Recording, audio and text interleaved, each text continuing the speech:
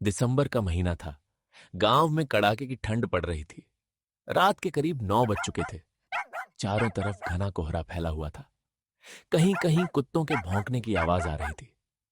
गांव के बीचों बीच पुरानी चौपाल थी, जहां हमेशा की तरह आज भी कुछ लोग जमा थे। चौपाल के बीच में सूखी लकड़ियों की आग जल रही थी। आग की लपटें ठंडी हवा को काटते हुए ऊपर उठ रही थीं। उसी आग के पास 3 बूढ़े आदमी बैठे थे, रामदीन, हरिया और भोला काका। तीनों की उम्र 70 के आसपास थी। उनके ठीक बगल में रखी लकड़ी की पुरानी बेंच पर 2 आदमी बैठे थे, रघु और नत्थु। दोनों उम्र में जवान थे, लेकिन ठंड से कांप रहे थे। रामदीन ने हाथ आग के पास फैलाते हुए कहा, अरे भाई, इस साल तो ठंड पिछले साल से भी ज्यादा पड़ रही है। हरिया ने सिर हिलाया। हां रे रामदीन, ऐसी ठंड तो मैंने बरसों बाद देखी है। भोला काका ने लंबी सांस ली और बोले, ठंड तो है, लेकिन असली मजा तो इसी आग के पास बैठने में है। रघु हंस पड़ा। काका, आप लोगों की बातें भी बड़ी मजेदार होती हैं। भोला काका मुस्कुराए। अरे बेटा, बूढ़े आदमी की बातें मजेदार ही लगती हैं, क्योंकि उनमें जिंदगी का तजुर्बा होता है। नत्थु बोला, तो काका, आज कोई पुरानी कहानी सुनाओ।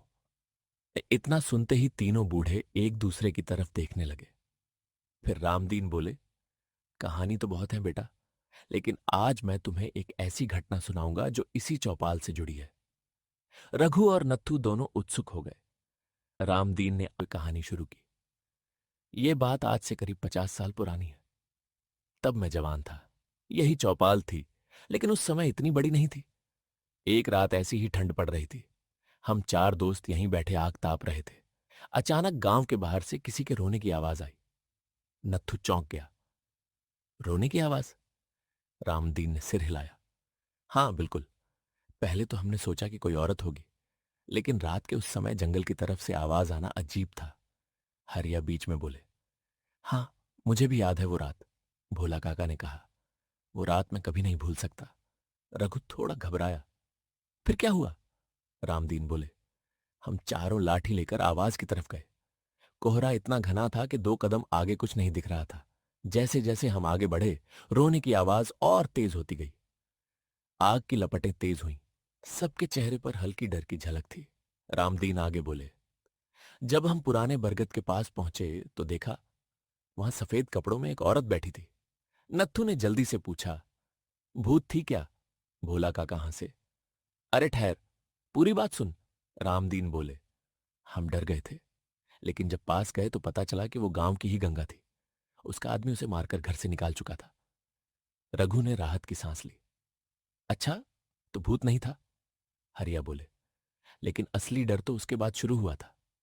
रघु और नत्थु फिर चौंक गए। रामदीन ने कहा, हम गंगा को लेकर वापस चौपाल आए, आग जलाई और उसे बैठाया।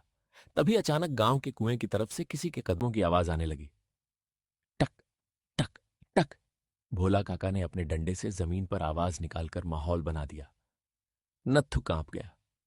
फिर रामदीन बोले, हमने सोचा कोई आदमी होगा, लेकिन वहां कोई नहीं था। सिर्फ पैरों के निशान थे, और वो भी उल्टे। उल्टे? हरिया बोले।